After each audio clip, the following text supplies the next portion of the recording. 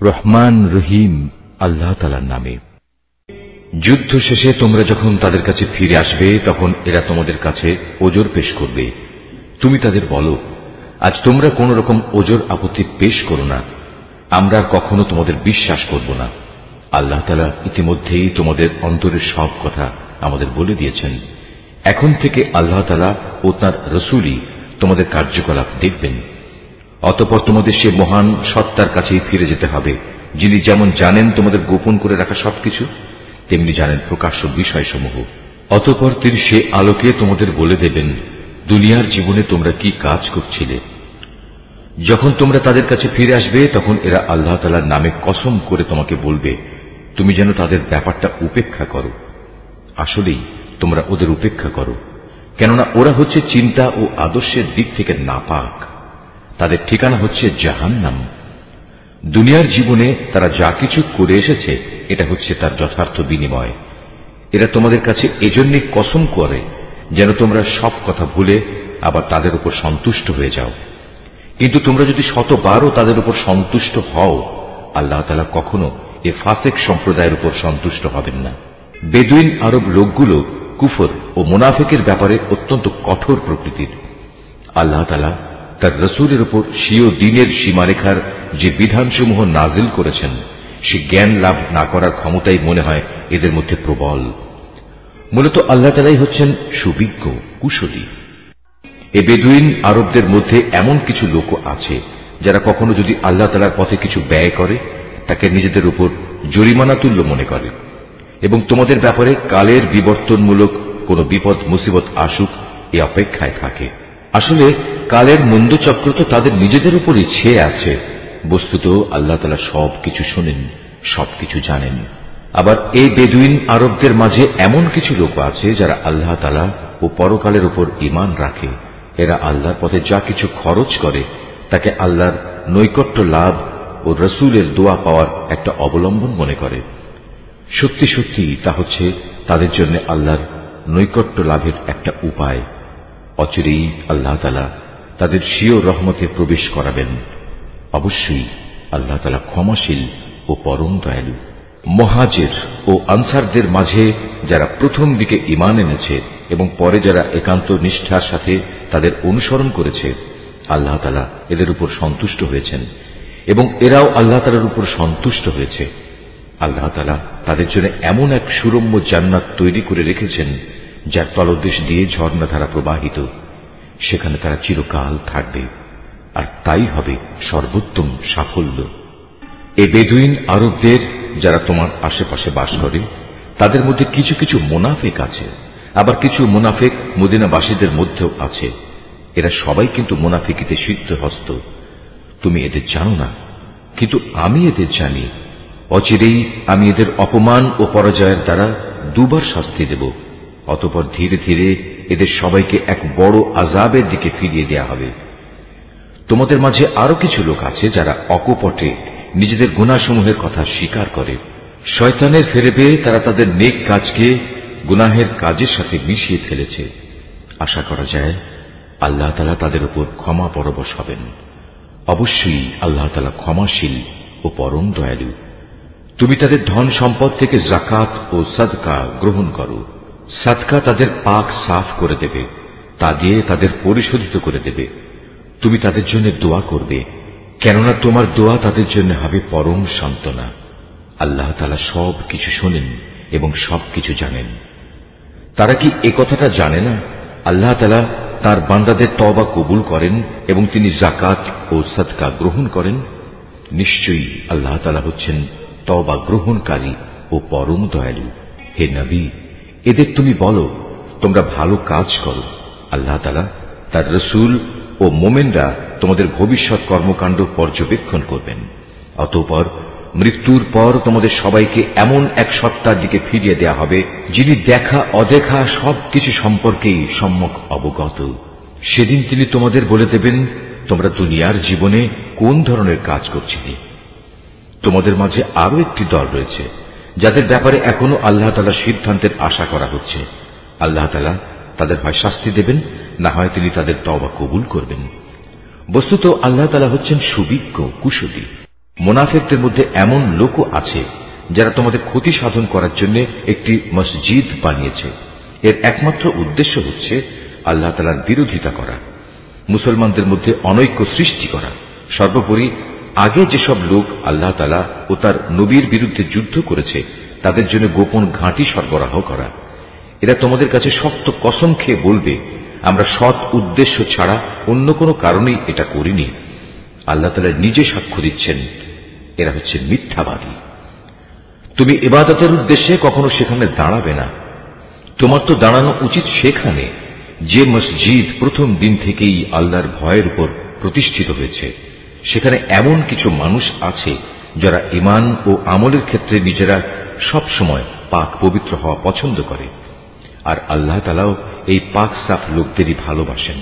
যে ব্যক্তি তার ঘরের ভিত্তি স্থাপন করেছে আল্লাহর ভয় ও আল্লাহর সন্তুষ্টির উপর, সে ব্যক্তি উত্তম, না যে ব্যক্তি তার ঘরের ভিত্তি দাঁড় করিয়েছে পতন উন্মুখ একটি গর্তের কিনারায় এবং যা তাকে সহ অচিরেই জাহান্নামের অতল আগুনের খাদে গিয়ে পড়বে।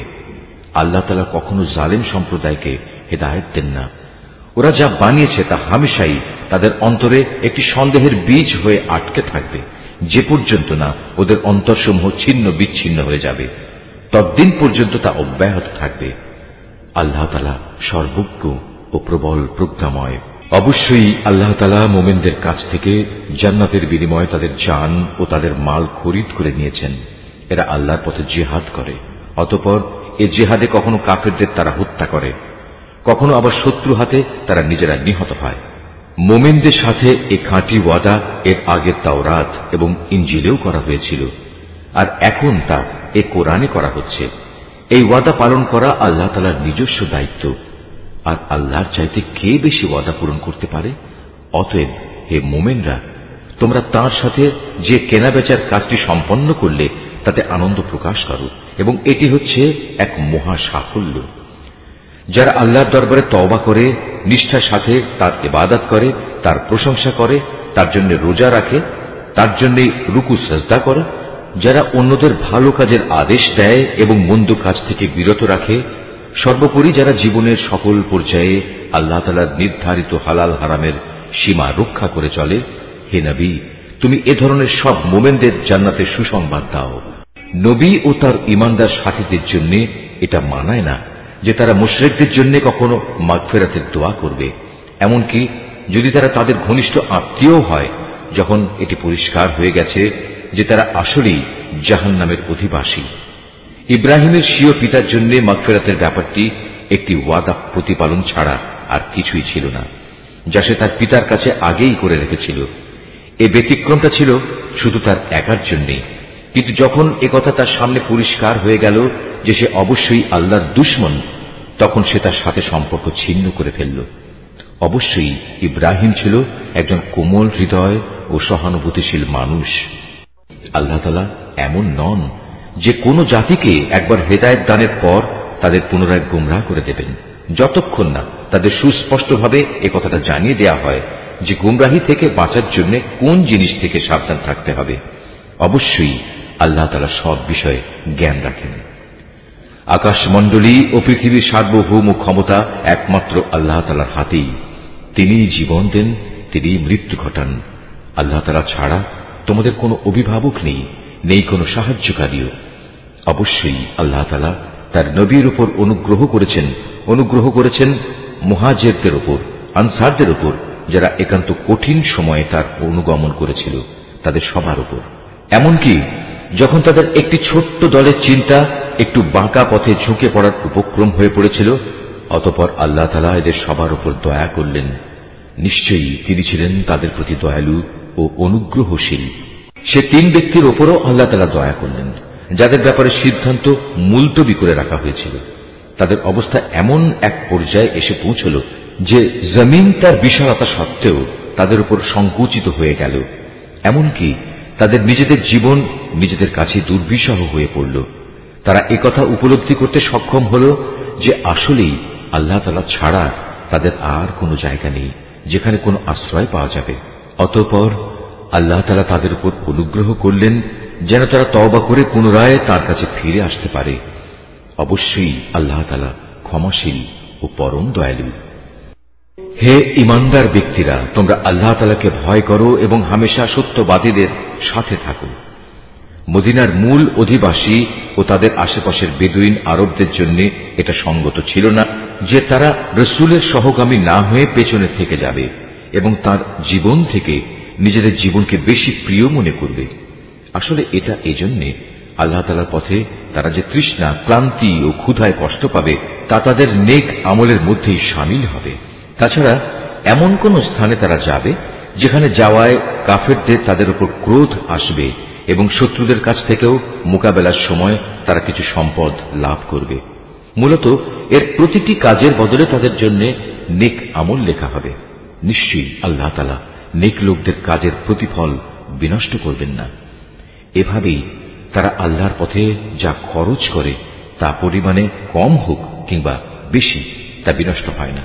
এবং যদি তারা আল্লাহর উদ্দেশ্যে কোনো প্রান্তর অতিক্রম করে চলে তাও তাদের জন্য লিপিবদ্ধ হবে, যাতে করে তারা দুনিয়ায় যা কিছু করে এসেছে আখিরাতে আল্লাহ তাআলা তার চাইতে উত্তম পুরস্কার তাদের দিতে পারেন। মোমেনদের কখনো কোনো অভিযানে সবার একত্রে বের হওয়া ঠিক নয়। তারা এমন কেন করল না যে তাদের প্রত্যেক দল থেকে কিছু কিছু লোক বের হতো এবং দ্বীন সম্পর্কে জ্ঞানানুশীলন করত। অতঃপর যখন তারা অভিযান শেষে নিজ জাতির কাছে ফিরে আসত তখন তাদের জাতিকে তারা আযাবের ভয় দেখাত। আশা করা যায় এতে তারা সতর্ক হয়ে চলবে। হে ঈমানদার লোকেরা, কাফেরদের মধ্যে যারা তোমাদের সীমান্তের কাছাকাছি রয়েছে তাদের বিরুদ্ধে জিহাদ করো। এমন ভাবে জিহাদ করবে যেন তারা তোমাদের মধ্যে কঠোরতা দেখতে পায়।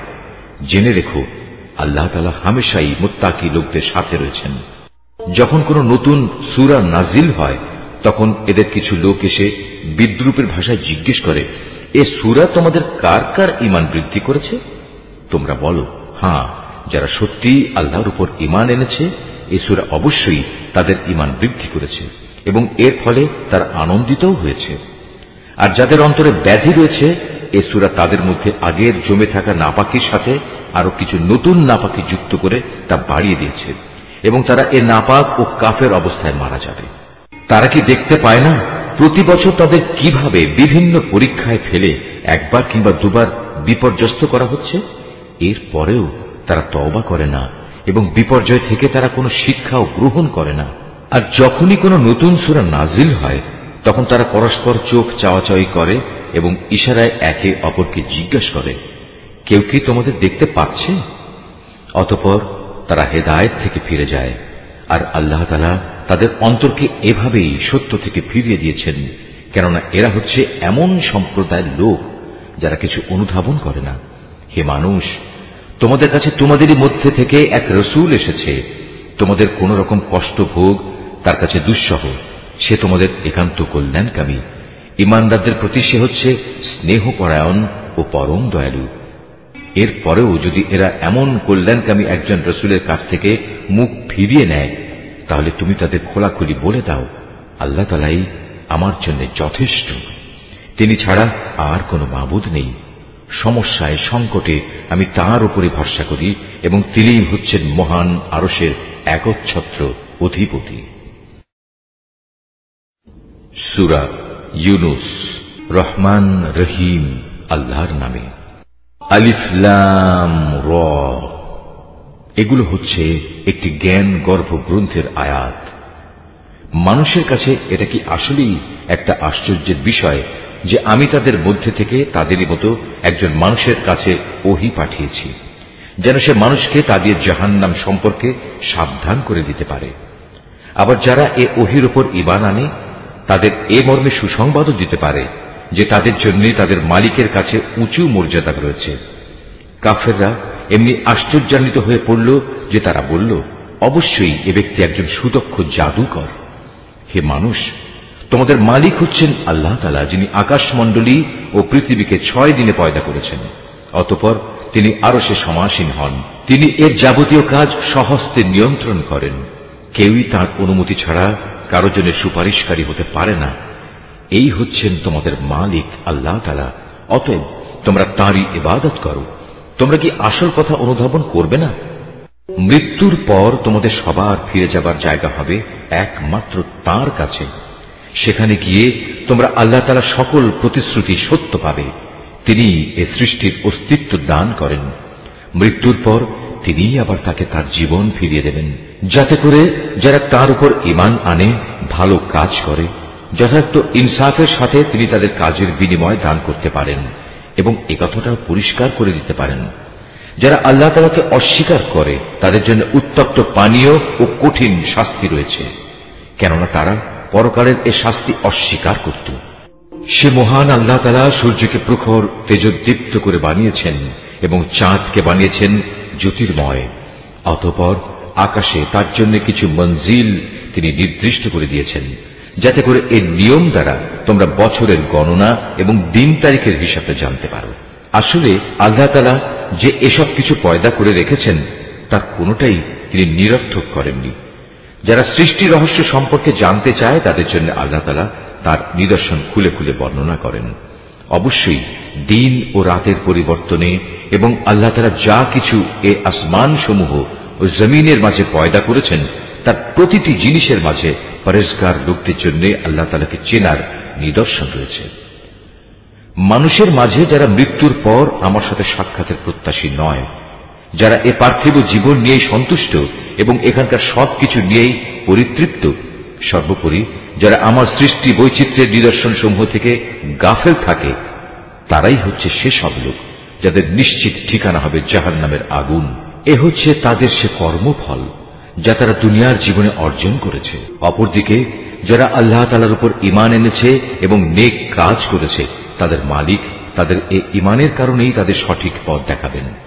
তাদের তলদেশ দিয়ে অসংখ্য নিয়ামতে পরিপূর্ণ জান্নাতে সুপেয় ঝর্ণাধারা প্রবাহমান থাকবে। এ সময়ে তাদের মুখে একটি মাত্র ধ্বনি প্রতিধ্বনিত হতে থাকবে, হে আল্লাহ, তুমি কত মহান, কত পবিত্র। সেখানে তাদের পারস্পরিক অভিবাদন হবে সালাম, এবং তাদের শেষ কথা হবে যাবতীয় তারিফ সৃষ্টিকুলের মালিক আল্লাহ তাআলার জন্য। ভেবে দেখো, আল্লাহ তাআলা যদি মানুষের জন্য তাদের অন্যায় কাজকর্মের শাস্তি দিতে গিয়ে অকল্যাণকে ত্বরান্বিত করতেন, যেভাবে মানুষ নিজেদের কল্যাণ ত্বরান্বিত করতে চায়, তাহলে তাদের অবকাশ দেওয়ার কি সুযোগ কবেই শেষ হয়ে যেত। কিন্তু আল্লাহ তাআলা তাদের ঢিল দিয়ে রেখেছেন। অতঃপর যারা আমার সাথে সাক্ষাতের আশা করে না, আমি তাদের নাফরমানির জন্য তাদের উদ্ভ্রান্তের মতো ঘুরে বেড়াতে দিই। মানুষকে যখন কোনো দুঃখ দৈন্য স্পর্শ করে, তখন সে বসে শুয়ে দাঁড়িয়ে সর্বাবস্থায় আমাকেই ডাকে। অতঃপর আমি যখন তার দুঃখ কষ্ট তার কাছ থেকে সরিয়ে নিয়ে যাই, তখন সে এমনই বেপরোয়া হয়ে চলতে শুরু করে, তাকে যে একসময় দুঃখ কষ্ট স্পর্শ করেছিল মনে হয় তা দূর করার জন্য আমাকে সে কখনো ডাকেইনি।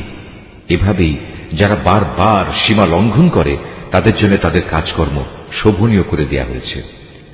তোমাদের আগে অনেক কয়েকটি মানব গোষ্ঠীকে আমি ধ্বংস করে দিয়েছি যখন তারা জুলুম করতে শুরু করেছিল, অথচ তাদের কাছে আমার সুস্পষ্ট নিদর্শন সহ তাদের রসুলরা এসেছিল, কিন্তু তারা কোনো রকমেই ঈমান আনল না। এভাবেই ধ্বংসের মাধ্যমে আমি নাফরমান জাতিদের তাদের জুলুমের প্রতিফল দিয়ে থাকি। অতঃপর আমি এ জমিনে তাদের জায়গায় তোমাদের খলিফা করে পাঠিয়েছি। আমি দেখতে চাই তোমরা আমার সাথে কি ধরনের আচরণ করো।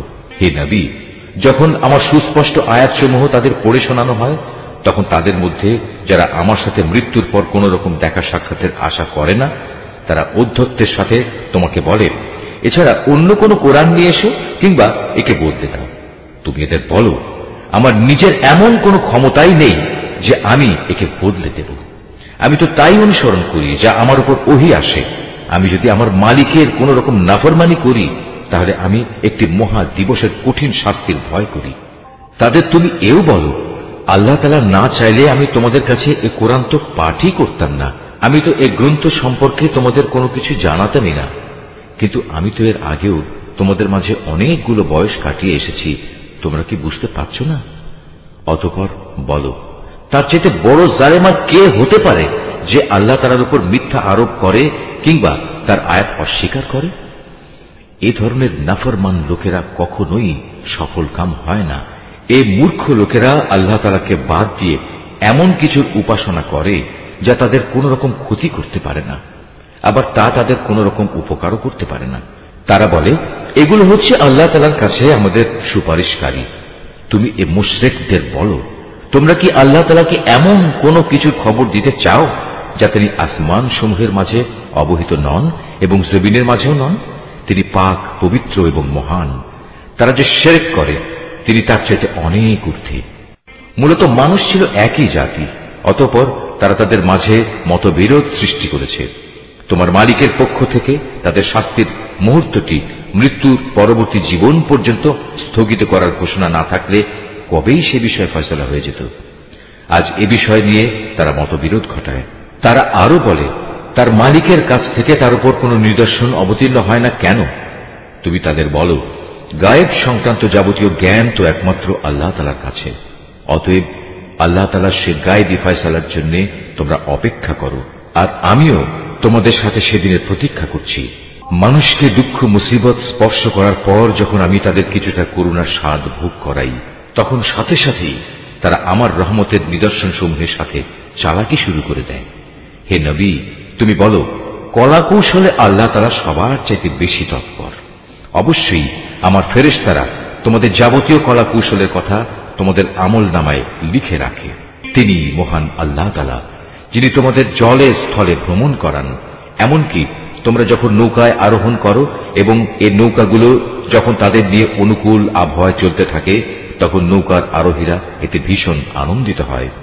হঠাৎ এই নৌকাগুলো এক সময় ঝড়বাহী বাতাসের কবলে পড়ে এবং চারদিক থেকে তাদের উপর ঢেউ আসতে থাকে এবং তারা মনে করে এবার সত্যি এ বাতাস ও ঢেউ দ্বারা তারা পরিবেষ্টিত হয়ে গেছে।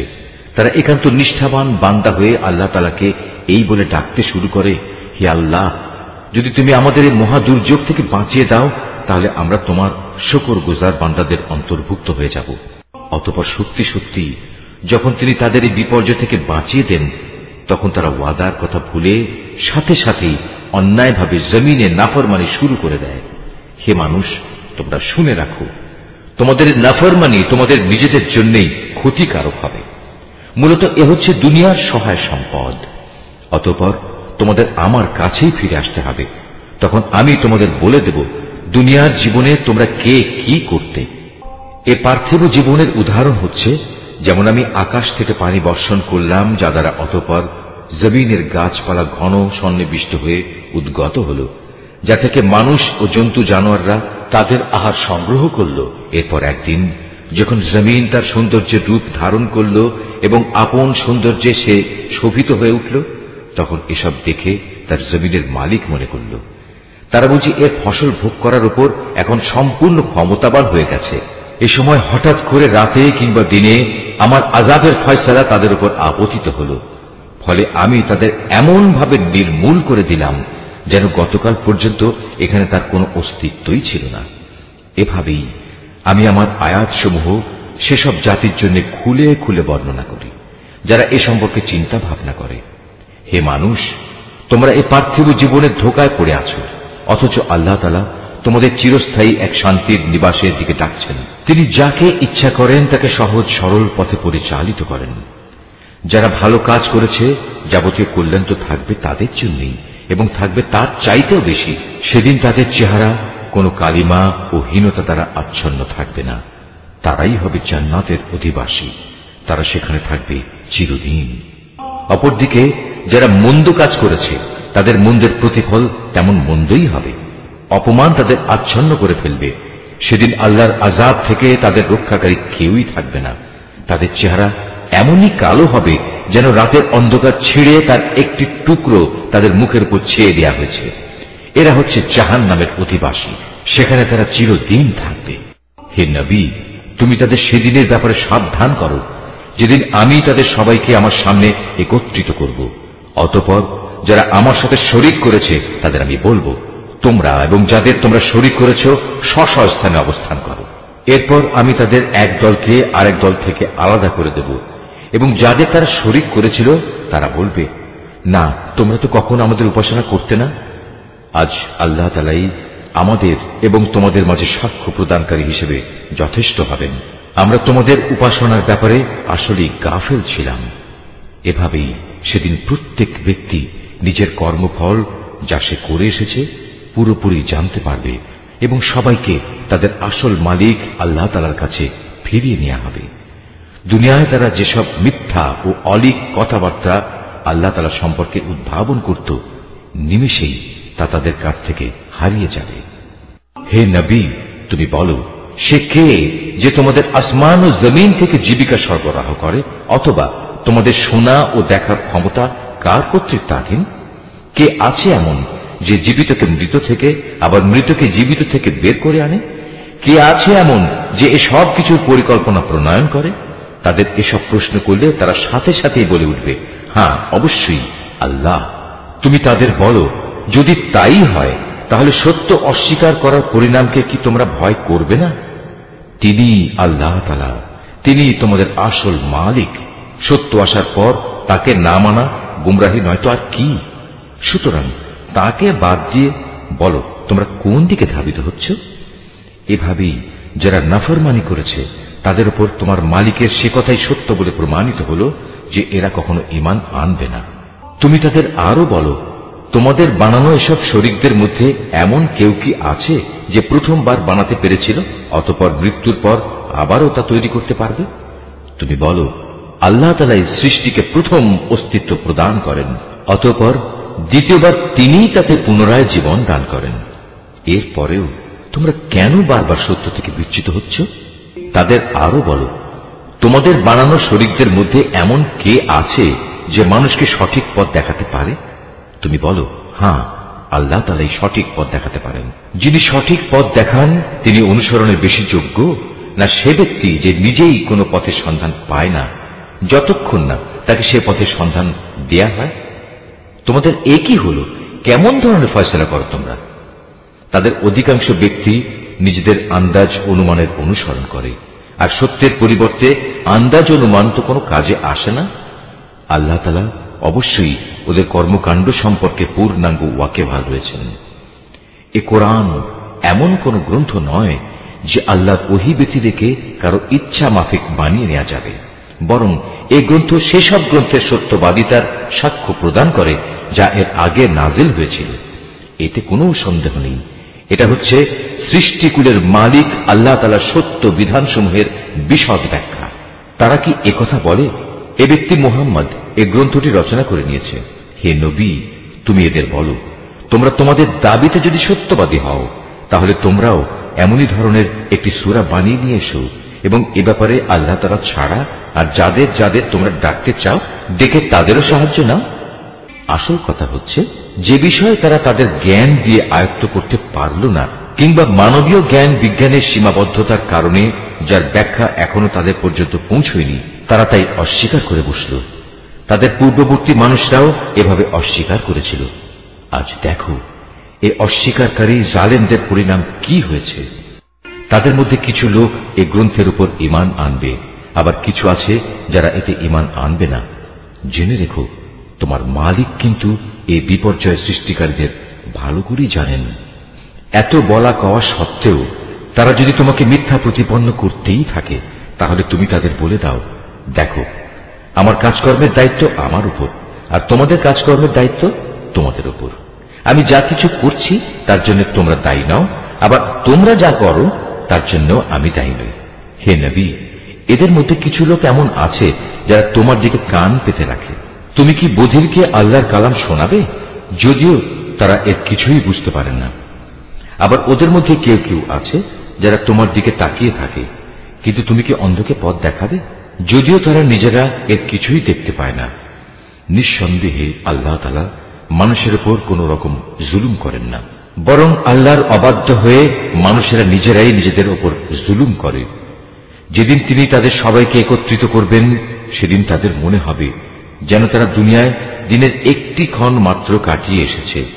তখন তারা একজন আরেকজনকে চিনতে পারবে। ক্ষতিগ্রস্ত হয়েছে তারা যারা আল্লাহর সামনাসামনি হওয়াকে অস্বীকার করেছিল। আসলে এই মানুষরা কখনোই হেদায়েত প্রাপ্ত ছিল না। আমি ওদের কাছে যে বিষয়ের ওয়াদা করেছি তারা কিছু কিছু বিষয়ে যদি আমি তোমাকে দেখিয়ে দেই অথবা এর আগেই যদি আমি তোমাকে দুনিয়া থেকে উঠিয়ে নেই, এই উভয় অবস্থায় তাদের আমার কাছে ফিরে আসতে হবে। অতঃপর এরা যা কিছু দুনিয়ায় করত তার উপর আল্লাহ তাআলাই একক সাক্ষী হবেন। প্রত্যেক উম্মতের জন্যই একজন রসুল আছে। অতঃপর যখনই তাদের কাছে তাদের রসুল এসে যায় তখন তাদের সাথে আল্লাহ তাআলার সিদ্ধান্ত করার কাজটি ইনসাফের সাথে সম্পন্ন হয়ে যায়। তাদের উপর কখনো জুলুম করা হবে না।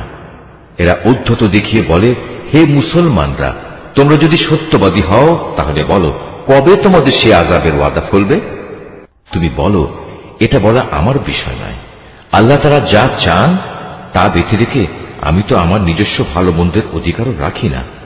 আসল কথা হচ্ছে, প্রত্যেক জাতির জন্য আযাব ও ধ্বংসের একটি দিনক্ষণ নির্দিষ্ট করা আছে। তাদের সে ক্ষণটি যখন আসবে তখন তাদের ব্যাপারে এক মুহূর্ত কাল সময়ও দেরি করা হবে না, এবং তাদের দিনক্ষণ আগেও নিয়ে আসা হবে না। তুমি এদের আরো বলো, তোমরা কি ভেবে দেখেছ, যদি তোমাদের উপর আল্লাহর আযাব রাতে কিংবা দিনের বেলা এসে পতিত হয়, তাহলে আর কোন বিষয় নিয়ে নাফরমান লোকেরা তাড়াহুড়ো করবে বলো? অতঃপর যখন সত্যিই একদিন এ বিষয়টি ঘটবে, তখন কি তোমরা এটা বিশ্বাস করবে? তোমাদের বলা হবে, হ্যাঁ, এখন তো আযাব এসেই গেল, অথচ তোমরা এর জন্যই তাড়াহুড়ো করছিলে। অতঃপর জালেমদের বলা হবে, এবার চিরস্থায়ী জাহান্নামের আযাবের স্বাদ ভোগ করো।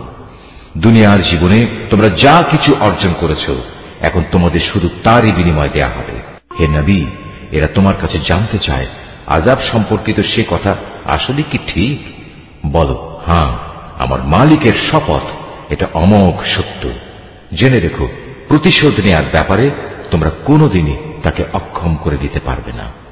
যদি প্রতিটি জালেম ব্যক্তির কাছে সেদিন জমিনের সমুদায় সম্পদ এসে জমা হয়, তাহলে সে তার সবকিছু মুক্তিপণ হিসাবে ব্যয় করে আযাব থেকে বাঁচার চেষ্টা করবে।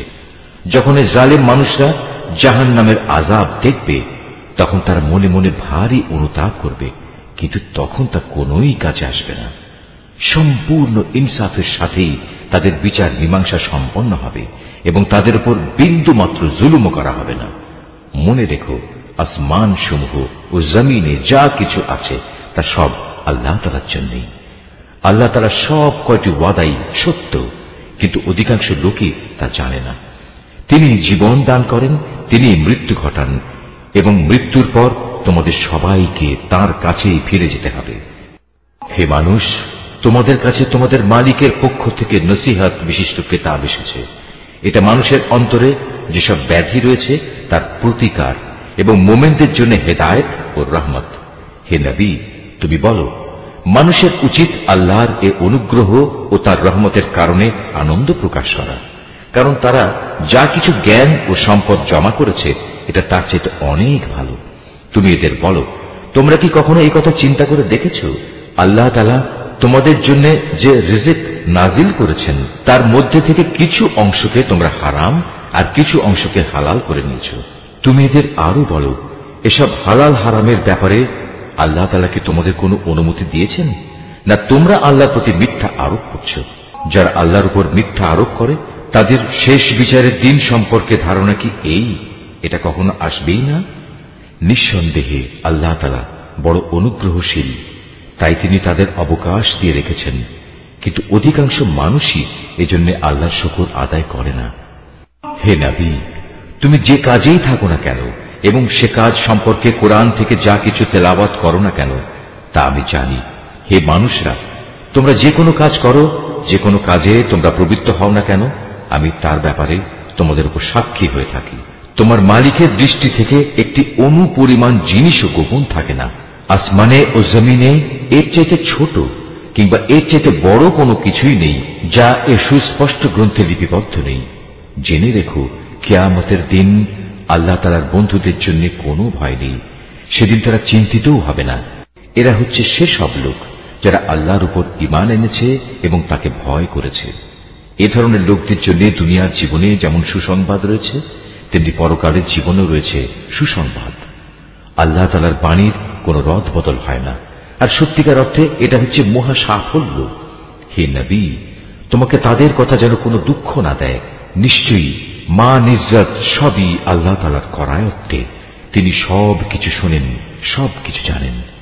জেনে রেখো, যা কিছু আসমানে আছে আবার যা কিছু আছে জমিনে, সবই আল্লাহর অনুগত। যারা আল্লাহ তাআলা ছাড়া কল্পিত শরীকদের ডাকে, তারা তো শুধু কিছু আন্দাজ অনুমানেরই অনুসরণ করে মাত্র। তারা মূলত মিথ্যাবাদী ছাড়া আর কিছুই নয়। হে মানুষ, তিনি মহান আল্লাহ, যিনি তোমাদের জন্য রাত বানিয়েছেন, যাতে করে তোমরা তাতে বিশ্রাম গ্রহণ করতে পারো, আর দিনকে বানিয়েছেন আলোকোজ্জ্বল।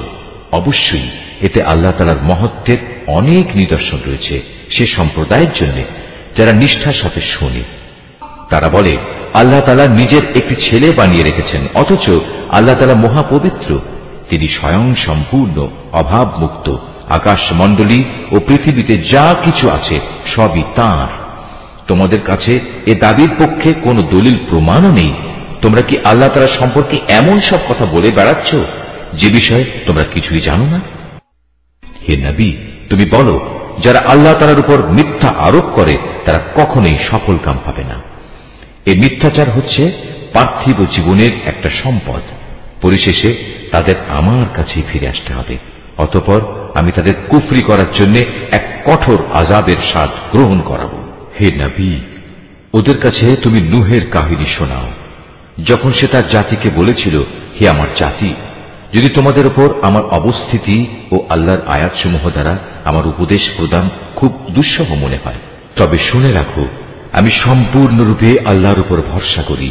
অতঃপর তোমরা যাদের আমার সাথে শরীক বানাচ্ছ তাদের সবাইকে একত্রিত করে আমার বিরুদ্ধে তোমাদের পরিকল্পনা চূড়ান্ত করে নাও। দেখে নাও যেন সে পরিকল্পনার কোনো বিষয় তোমাদের দৃষ্টির আড়ালে না থাকে। অতঃপর আমার সাথে তোমাদের যা করার তা করে ফেলো এবং আমাকে কোনো সময় তোমরা দিও না। হ্যাঁ, যদি তোমরা আমার থেকে মুখ ফিরিয়ে নাও তাহলে আমার ক্ষতি হবে না।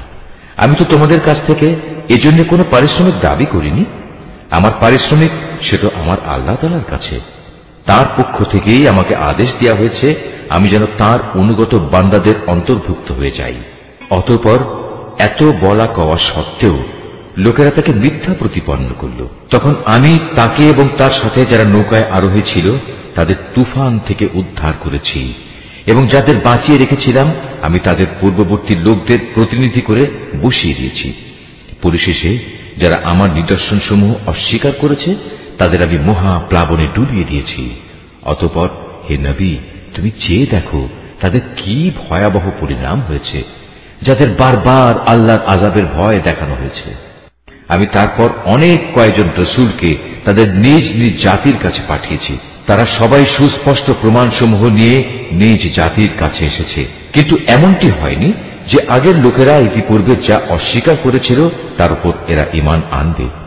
এভাবে যারা নাফরমানিতে সীমা লঙ্ঘন করে তাদের দিলে আমি মোহর মেরে দিই। তাদের পর আমি আমার সুস্পষ্ট নিদর্শন দিয়ে মূসা ও হারুনকে ফেরাউন এবং তার পরিষদ বর্গের কাছে পাঠিয়েছি, কিন্তু তারা সবাই অহংকার করল। আসলে তারা ছিল বড়ই নাফরমান জাতি। আমার পক্ষ থেকে সত্য যখন তাদের কাছে এলো তখন ওরা বলল, নিশ্চয়ই এ হচ্ছে সুস্পষ্ট জাদু। মূসা বলল, তোমরা কি সত্য সম্পর্কে এসব বাজে কথা বলছো যখন তা তোমাদের কাছে প্রমাণ সহ এসে গেছে? তোমরা কি মনে করো এটা আসলে জাদু? অথচ জাদুকররা কখনোই সফল কাম হয় না। তারা বলল, তোমরা কি এ উদ্দেশ্যে আমাদের কাছে এসেছো যে যা কিছুর উপর আমরা আমাদের বাপ দাদাদের পেয়েছি তা থেকে তোমরা আমাদের বিচ্যুত করে দেবে এবং আমাদের এ ভূখণ্ডে তোমাদের দু ভাইয়ের প্রতিপত্তি প্রতিষ্ঠিত হয়ে যাবে? না, তা কিছুতেই হবে না। আমরা তোমাদের দুজনের উপর কখনো ঈমান আনব না।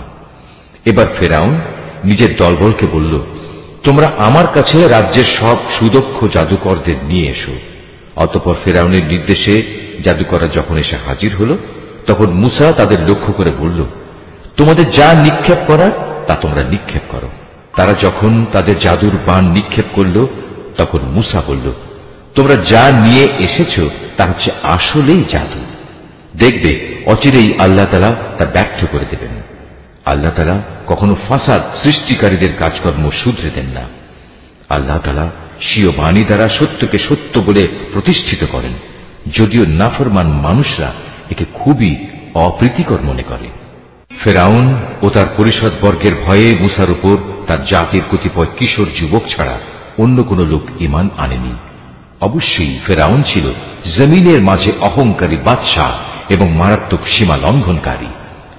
মূসা তার উপর যারা ঈমান এনেছে তাদের বলল, হে আমার জাতি, তোমরা যদি সত্যি মুসলমান হয়ে থাকো তাহলে অধৈর্য না হয়ে যিনি তোমাদের মালিক তোমরা তাঁর উপর ভরসা করো, যদি তোমরা আল্লাহতে আত্মসমর্পণকারী হও।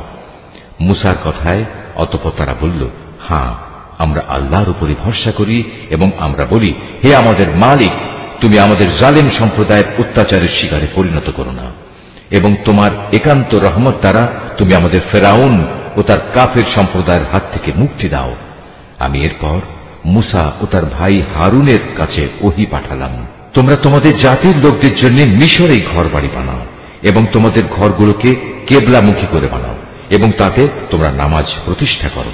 সর্বোপরি ঈমানদারদের মুক্তির সময় ঘনিয়ে এসেছে মর্মে সুসংবাদ দাও।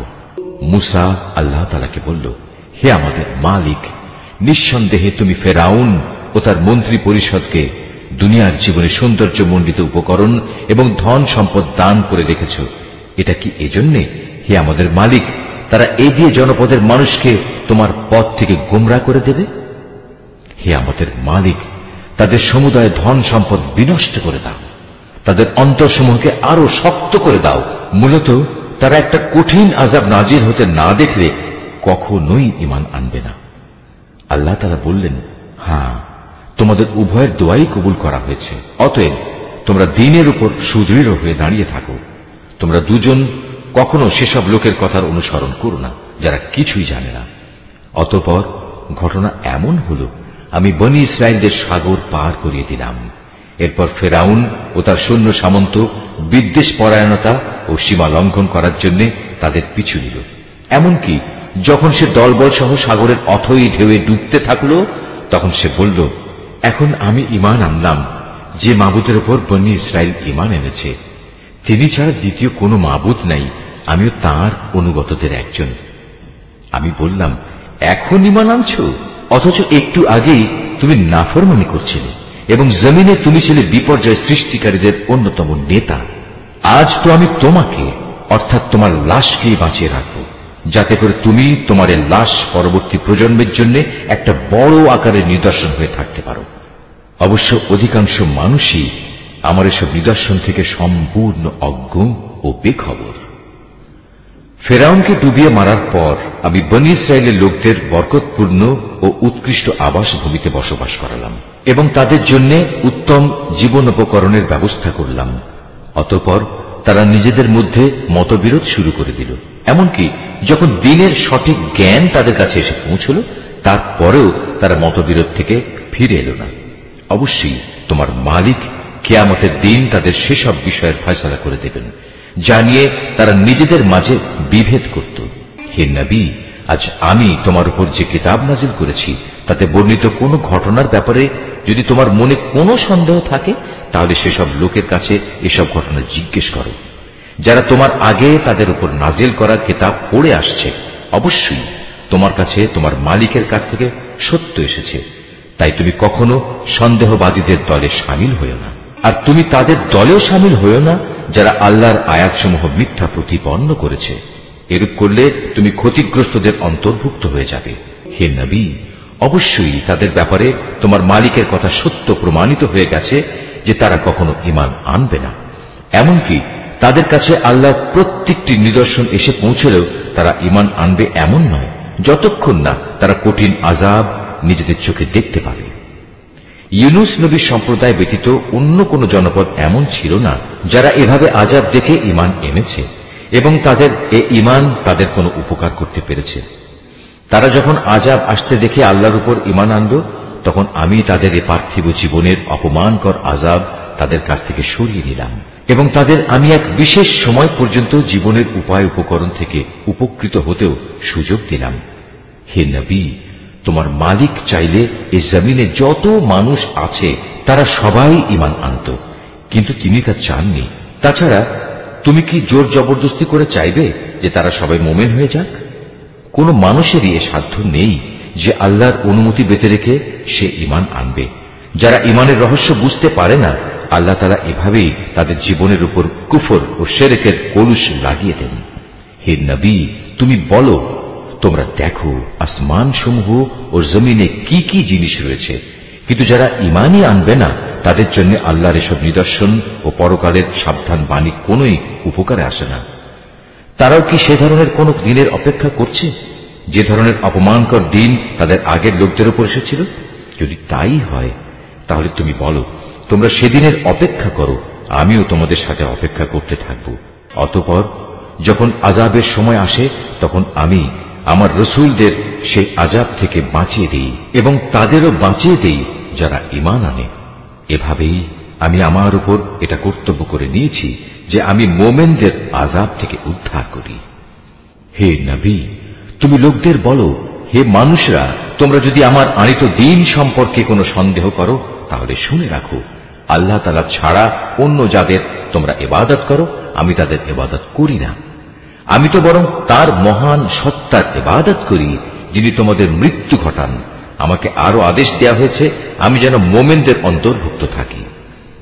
আমাকে আরো বলা হয়েছে তুমি আল্লাহর দ্বীনের জন্য ঘনিষ্ঠভাবে নিজের চেহারা প্রতিষ্ঠিত করো এবং কখনো তুমি মুশরিকদের দলে শামিল হও না। আমাকে আদেশ দেয়া হয়েছে তুমি কখনো আল্লাহ তাআলাকে বাদ দিয়ে এমন কাউকে ডেকো না যে তোমার কোনো কল্যাণ যেমন করতে পারে না তেমনি তোমার কোনো অকল্যাণও সে করতে পারে না। এ সত্ত্বেও যদি তুমি অন্যথা করো তাহলে তুমি অবশ্যই জালেমদের মধ্যে গণ্য হবে। যদি আল্লাহ তাআলা তোমাদের কোনো দুঃখ কষ্ট দেন তাহলে তিনি ছাড়া অন্য কেউই নেই তা দূরীভূত করার। আবার তিনি যদি মেহেরবানি করে তোমার কোনো কল্যাণ চান তাহলে তার সে অনুগ্রহ রদ করারও কেউ নেই। তিনি তার বান্দাদের যাকে চান তাকেই কল্যাণ পৌঁছান। আল্লাহ তাআলা বড়ই ক্ষমাশীল ও পরম দয়ালু। হে নবী, তুমি বলো, হে মানুষ, তোমাদের কাছে তোমাদের মালিকের পক্ষ থেকে সত্য দ্বীন এসেছে। অতএব যে হেদায়েতের পথ অবলম্বন করবে সে তো তার নিজের ভালোর জন্যই হেদায়েতের পথে চলবে, আর যে গোমরাহ থেকে যাবে সে তো গোমরাহির উপর চলার কারণেই গোমরাহ হয়ে যাবে। আমি তো তোমাদের উপর কর্মবিধায়ক নই যে জোর করে তোমাদের গোমরাহি থেকে বের করে আনব। হে নবী, তোমার উপর যে হেদায়েত নাযিল করা হয়েছে তুমি তার অনুসরণ করো এবং ধৈর্য ধারণ করো যে পর্যন্ত আল্লাহর পক্ষ থেকে কোনো ফয়সালা না আসে, কেননা তিনিই হচ্ছেন সর্বোত্তম ফয়সালাকারী। সূরা হুদ। রহমান রহিম আল্লাহর নামে। আলিফ লাম র। এ কোরআন হচ্ছে এমন একটি কিতাব যার আয়াতসমূহকে অত্যন্ত সুস্পষ্ট ও সুবিন্যস্ত করে রাখা হয়েছে। অতঃপর বর্ণনাসমূহ এখানে বিশদভাবে বলে দেয়া হয়েছে। এ কিতাব এক প্রজ্ঞাময় সর্বজ্ঞ সত্তার কাছ থেকেই তোমার কাছে এসেছে। এর বক্তব্য হচ্ছে তোমরা আল্লাহ তাআলা ছাড়া আর কারো গোলামি করবে না, আর আমি তো তোমাদের জন্য তার কাছ থেকে আযাবের ভয় প্রদর্শনকারী ও জান্নাতের সুসংবাদ দানকারী মাত্র।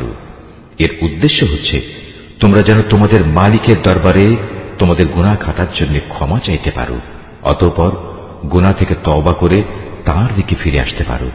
তাহলে তিনি তোমাদের একটি সুনির্দিষ্ট সময়সীমা পর্যন্ত উত্তম জীবন সামগ্রী দান করবেন এবং প্রতিটি মর্যাদাবান ব্যক্তিকে তার মর্যাদা অনুযায়ী পাওনা আদায় করে দেবেন।